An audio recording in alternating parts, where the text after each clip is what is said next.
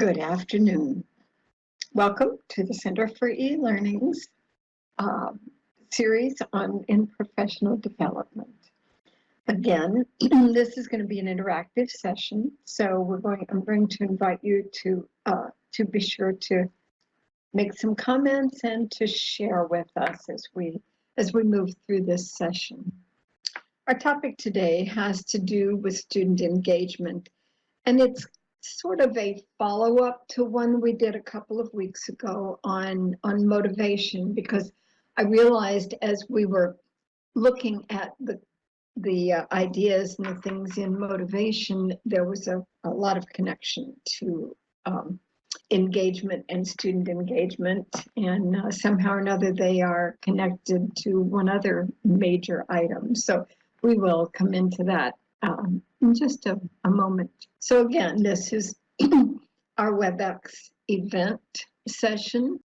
Daniel is our moderator and host, and you may communicate with him through the chat room, and he is your personal concierge for this session. And so you are invited to chat with him and to let him know if you want to speak and open your mics, and we will have an opportunity in a few minutes to do that for everyone. As the presenter, I will be sharing my content and the things that I have brought to the table for us to think about today. So here's my task for you. It is your time to create.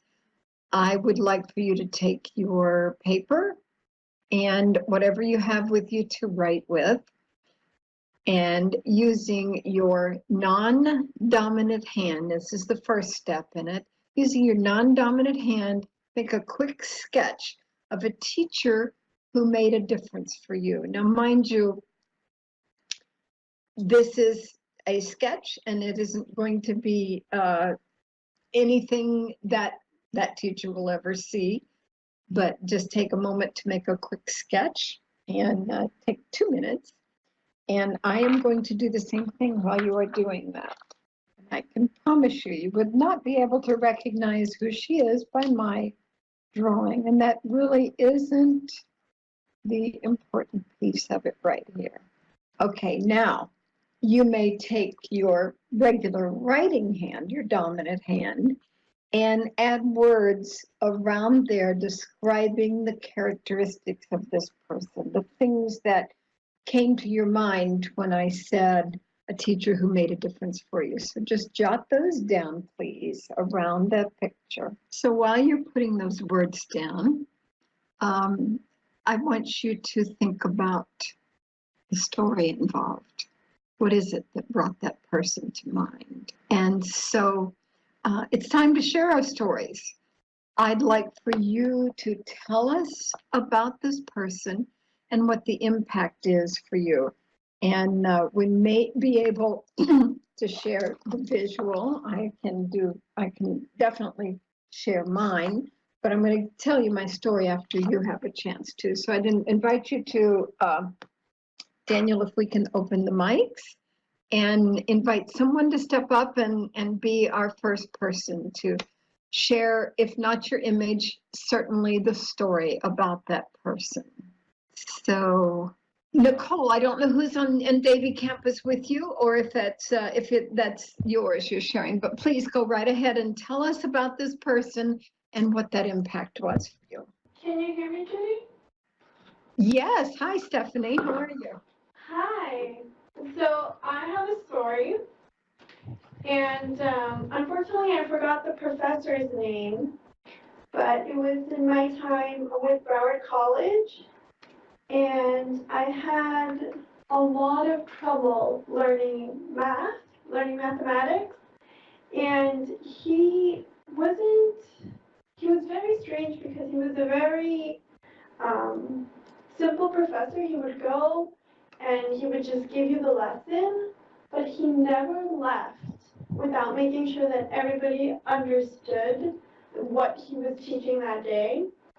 So for the words that I wrote, I put professional, clear, engaged, and dedicated. And those were the things that really made the difference, that he was there every day and that he took the time to make sure that all of us were on the same page before he let us go for the day. Excellent. Thank you, Stephanie. I appreciate that. It's Nicole. Hello. Hi, Nicole. So I have a professor in college. He was my economics professor. And instead of lecturing, what he did was he gave us all activities to do. So there was a concept of decreasing desirability the more you get in economics. And so he had requested volunteers to eat a bushel of bananas and rate their feelings of how they felt after the first banana versus the 10th banana. And we all got to watch that. So that was a great way to visually engage and have the students actually do the participating in the activities. So that was fun. Great, great. Thank you. Thank you. Daniel, can you unmute Cheryl's mic for us, please? Hi, Cheryl. Welcome to our session today. Would you Hi like there. to share? Hi. Can you hear me okay? Yes, ma'am. Okay, my professor was Dr. Bob Rogers. He was a journalism professor at Texas A&M University. He was department chair when I started as a freshman there. He saw me all the way through to my graduation. He saw my husband through to his graduation, although it took him 14 years to finish. Yeah. And he was just an inspiration to all of us. My friends 35 years later who graduated from that program, we always still talk about Mr. Rogers. And he was a funny little man who had, my picture shows him, he always had this little too short tie that was stuck into his pants that were pulled up way up under his armpit, you know? Yes. So he had a really interesting physical presence, but you know, what was special about him from a teaching perspective is he'd worked for many years for AP, UPI. He'd been editor of major daily newspapers. He knew his stuff, as opposed to some of the younger faculty in those roles who had not actually worked in journalism, but had PhDs. And so he really connected us to the industry, and he just cared. He cared in a way. He sat down with each of us individually with our papers, and even as department chair, he knew every student. And I say he had a big impact on a lot of us. We've since started a scholarship in his name because so many students that went through under his administration just really, he changed their lives. So, but I drew him with his tie stuck in his pants with his pants belt on. I love it. I love it. That's great. Thank you for sharing that, Cheryl. Lisa, how about yours? Hear me? Yes, I can. Thank you. Oh, excellent, excellent. So I had a few professors and actually teachers in high school that came to mind, but I want to say that one in particular really everything that she did allowed me to feel important, and she was completely invested in my success.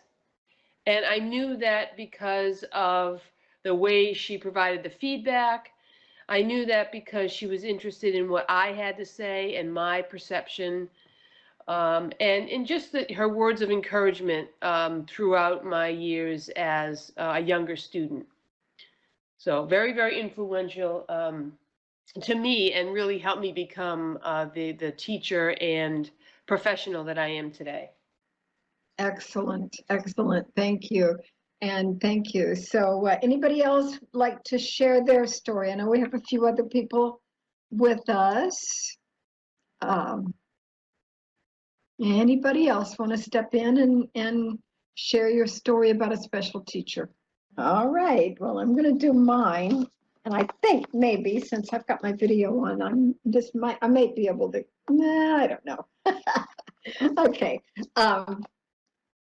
And so mine is, and like, as Lisa said, I had several that came to my mind, starting with a couple from high school that were the reasons that I went, that I decided to pursue the direction I originally pursued in college, although I changed it at midpoint. But but the one that truly came into my mind is Dr. Annabelle Jensen, and I was attending an emotional intelligence workshop with her, and the information that she shared, first of all, about the whole emotional intelligence perspective, but particularly about the impact of brain research in the field of education, just truly, it made a huge difference for me. Annabelle was and is shared her passion. She's caring, and I think I heard that in what everyone said. Her enthusiasm, and contagious enthusiasm for what she did. She was motivating, and she had knowledge, and she knew how to apply it and to pass it on to us. And that experience was so powerful. The workshop was in California, and I called my husband that evening pretty much in tears, because that experience is what caused me to decide to go ahead and pursue a doctorate. And then when I got home from the workshop, bless his heart, he would tell you what a long and grueling experience it was, because I probably sat for about 3 hours just going on and on and on about the workshop and what all happened. And so, I feel like I can truly say that in a large part because of her, I'm where I am today. And that makes for a pretty powerful experience. Anybody else want to share? So we are truly on our way. You have just incorporated 2, maybe even more than 2, effective engagement strategies. One of which is telling the story, getting emotionally involved in the story. And the other one is sketching, a retrieval process, and stopping what you're doing and sketching. And the research literally shows that it's the process of using your hands to write rather than putting it on a screen that are two of the strong features for that engagement piece. And so that takes us into what we're going to be talking about today. We're sharing teaching experiences and the experience of having had an influential teacher, someone who made a difference for us. We're going to take a look at engagement and the intent that has to go along with getting the engagement in place, and take a look at some strategies, which we have already done to a certain extent, and think about the personal repertoire of the tools that we each are going to use. So this, again, is information that I thoroughly enjoy reading and sharing. So as we think about student engagement, I have quotes from 2 of the resources that I have come up with, neither one of which will be surprises to you, but as we are in the field of education, it's nice to know that research supports what we intrinsically know, that there is evidence for the connection between higher ed, student engagement, and persistence and retention in online programs. And again, we tend to think of engagement as, what first comes to my mind is engagement either yes, they're engaged, or no, they're not engaged. Well, that varies, and it changes from time to time and situation to situation. It can be short-term and situation specific, or long-term and stable. Both of these things are come into the category of, well, yeah, of course. But as I say, it's nice to know that there is some research behind what we intrinsically know. And I'm even going to take us back to one of our favorites in the field of education, Dewey, that acknowledging that the developing that genuine interest in their takes the generating of their challenge and their willingness to work through that challenge and going into the depth and the scope of their thinking. And so engagement is truly a multi-dimensional concept or construct. We can be engaged on actually all of them to one degree or another, but our students are can be behaviorally engaged, where they're actively involved in what they're doing, which you were as you were drawing and writing.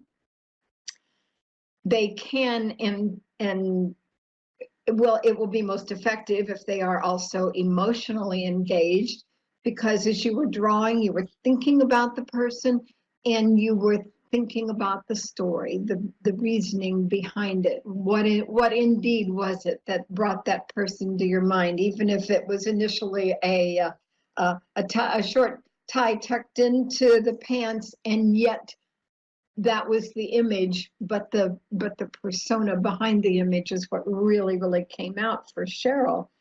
And so that emotional engagement is, again, going back to the brain research, is what truly puts that into the memory banks.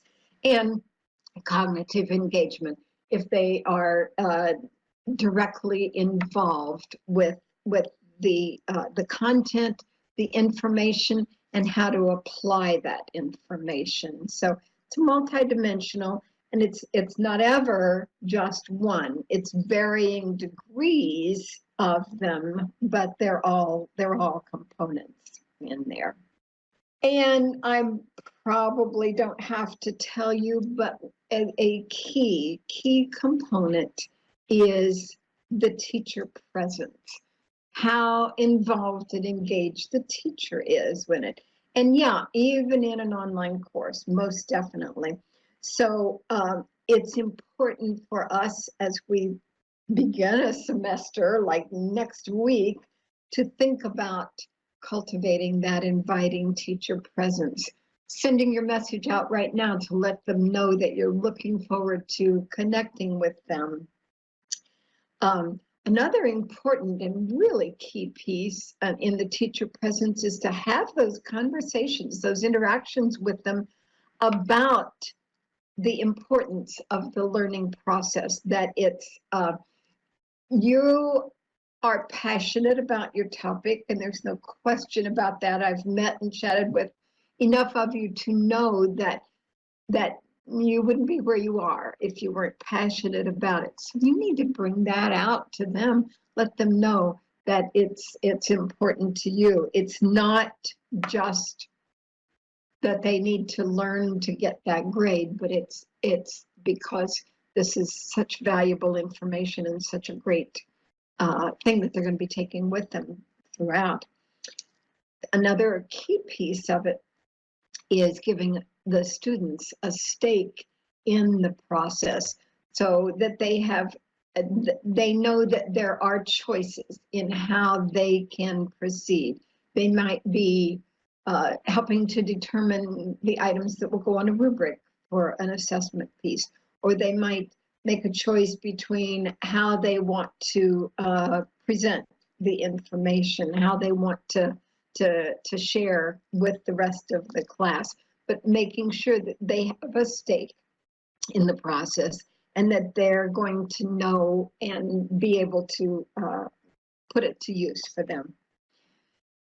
It's also extremely important to make sure that the assessments and the activities and the experiences they have within our course are authentic, and that they are not, I think we're way past this, but they're not busy work. They aren't just things that we are assigning so that we can give them a grade, that they are things that are actually important for them to know and be able to do in order to accomplish the ultimate goal is success and using the knowledge from the class. And the activities and the engagements, the things that they are doing need to be cumulative. And again, this goes back to that whole retrieval process, to having a way of pulling that information, even if it's a series of short quizzes that are not high stakes quizzes, but ways for them to retrieve that information and get it down on paper. And there's an amazing amount of research about the capabilities of that process alone in the memory period, the process. So that it's a cumulative process, so that it builds over time, and that retrieval coming in there. So that said, I'm going to give you a chance to reflect and retrieve what's your takeaway so far. I'm going to invite you to jot it down on the piece of paper that's there with you, and then let's share what's something that stuck out in your mind so far. Hey, Judy. Hi, how are you? I'm well. So this is really very interesting, and I want to go back to your comments about Dewey and his early work saying that learning is very social. Yep. And learning really is about the person and the transformation that each of us go through, regardless of the type of experience it is. It does impact us, and there is sort of a when you have a good solid learning foundation and you're exposed to good teaching and good discussion, then, and you're engaged, then you do have that impact on who you are as a person. Mm-hmm. Absolutely. Because I do believe that the purpose of teaching and learning is to transform lives. And that's absolutely that's what I keep thinking as you were going through the slides and the information, so relevant, and that we're really called to serve our students, to help them become who they envision they're going to be at some point. Yeah, absolutely. And the idea of being life-changing, as I said, some of my research preferences has to do with brain-based learning. And what amazes me about it is we are in the business of changing brains. So it's important for us to know what that means, and to know the process, and to realize the impact of that. Yeah, thank you. Who else would like to share? What's your takeaway so far? So think about your takeaways so far. I'm going to move on to share with you some information about students' comments. And this is, excuse me, from a survey. So the student voice. These are comments from student surveys. And when asked what engagement means to them, engagement in the course, and what it is that gets them engaged and involved. And so one of the things that came up was they felt that it was important that there be interaction and timely feedback. So again, back to the teacher, make sure that they know that you are indeed a presence in the course, face-to-face, hybrid, online, in any course. You are still the determining factor in there. And these are both quotes from some of the student comments, that they realize that the teacher has a focus on the end goal being to help the students succeed, and that they wanted to, and I love this comment from a student saying that they wanted to understand the course for more reasons than just to pass the exam or to get an A on the test, but they wanted to feel like they were supported by the instructor to learn the material, to have that deep understanding of what it is. Another item that they brought up had to do with the relevance and real-world application. Again, this is like a given. Of course, how it's going to, particularly in higher ed, why am I doing this? How am I going to use this? So their comments had to do with being engaged, means yes, they're interacting with the teachers, but they also wanted to have a clear understanding of how they're going to apply those concepts in real world situation. And I know Cheryl in the College of Business has, this is almost everything that you do in your courses has real world application, and it's a matter of getting it and getting it now, because you are going to have to use this, and I think it's applicable for all of us, but especially in the courses that you're involved with. A third one was motivation and interest, that the things that they're being asked to do and to become involved with are of interest to them. That's where their motivation is going to be. And I love this comment from them, that personal, something truly emotional, and that emotional component, personal is the deepest form of engagement. And it means that I have truly internalized that material. Again, great comments coming from students. And this was a survey in higher ed. Anybody want to address any of those things? Or if you have any other student perspective comments, it would be a great time to share them. Okay, well, I found the student survey very interesting, and it kind of reinforces something I've always said about my own teaching, is I always try to make my pedagogy explicit. I try to tell them why I'm doing stuff to them. You know, why am I doing this kind of a test? And why am I asking you to work in groups? And why am I asking you to do this? And I think it's because of that kind of practical mindset that they have to say, oh, well, if there's a reason, because they don't assume we always have good reasons for what we do to them. It seems to make sense. And I even did a little bit of a experimental design once when I was teaching the same class back to back, exact same material, same day of the week, exactly the same way.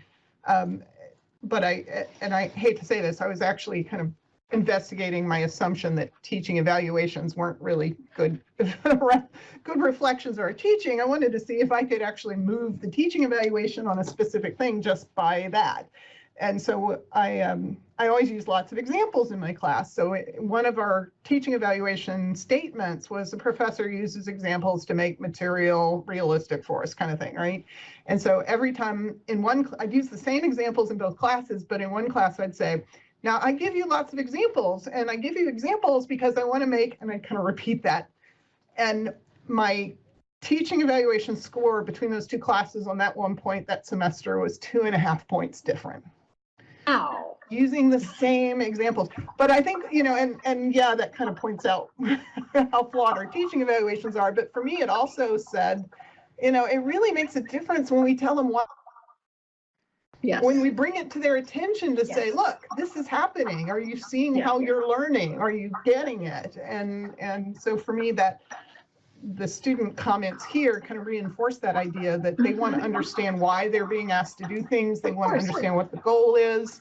And sometimes we kind of assume they're just getting it, and they don't unless we make that explicit.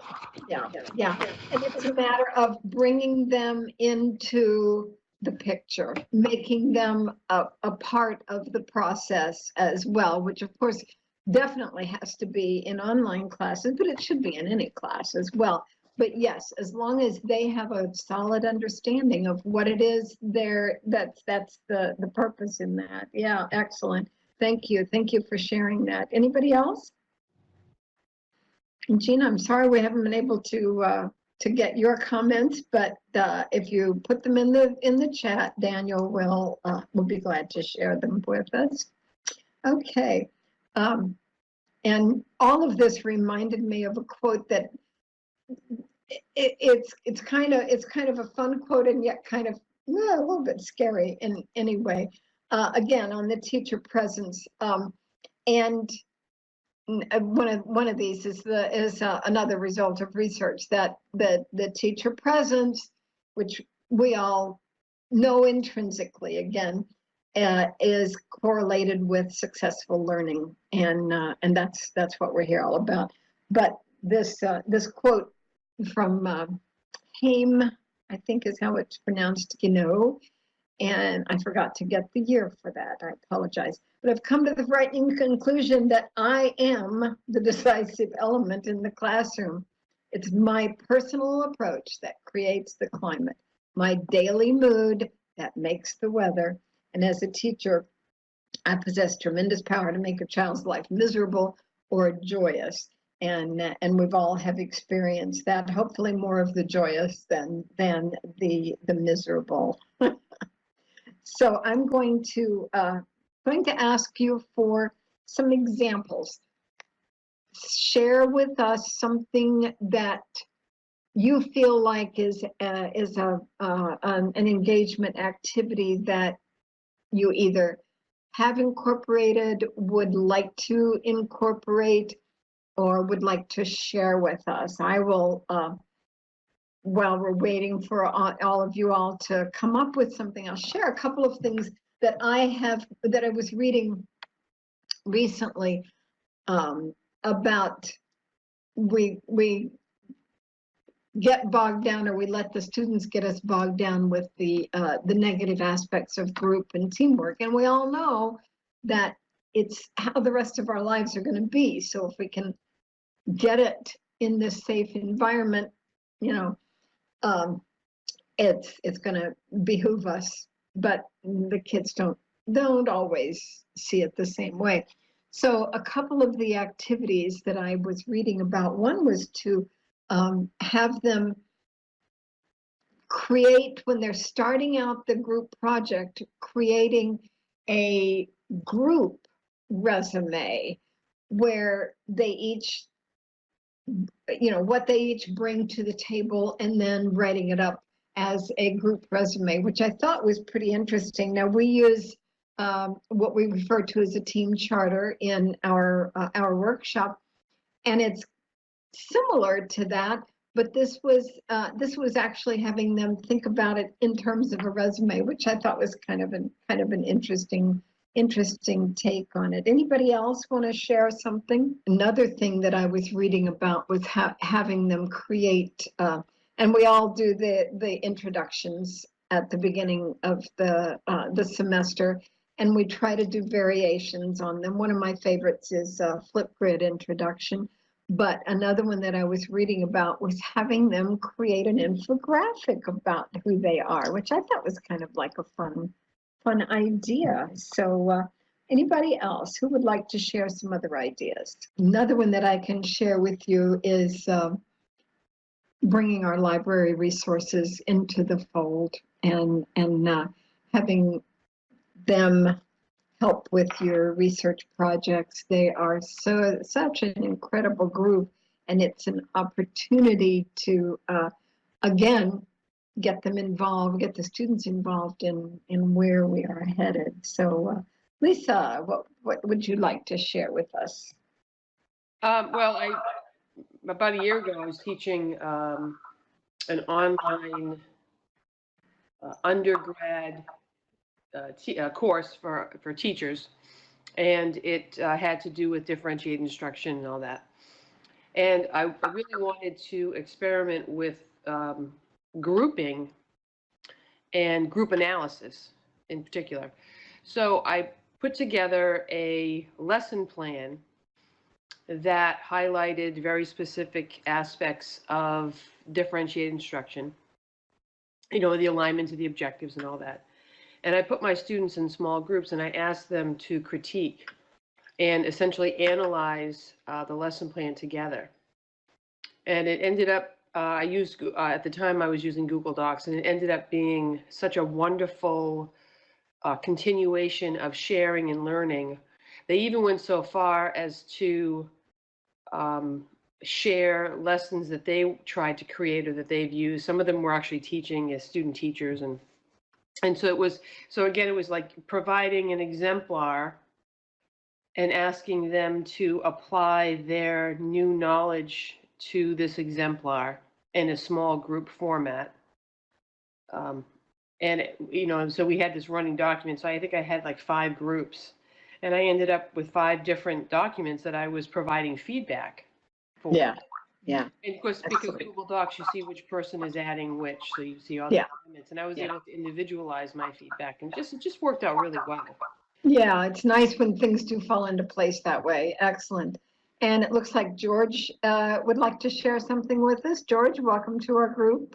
You join a lot of our PD sessions. I'm glad to hear from you. He sent a message. So he says, one of the activities that is most effective in the daily impromptus, which require groups to present their reflections on a specific photograph.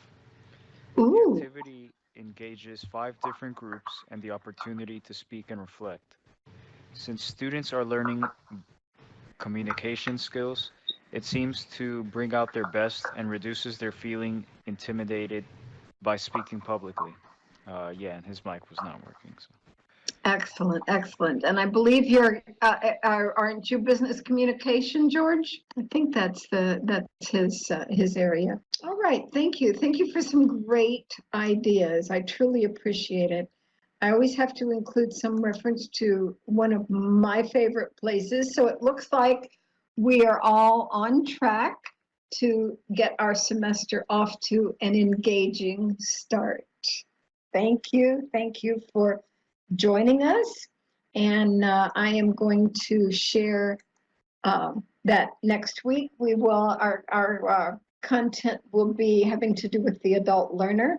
And then the following week, we have another one of our library resources. And I will make sure that I share with all of you the resources that we used for this today, and let you know how much I appreciate you joining us, particularly since I know that everyone is deeply involved with getting our semester off to an engaging start. Thank you so much for sharing with us today. I appreciate you coming in. Thank you.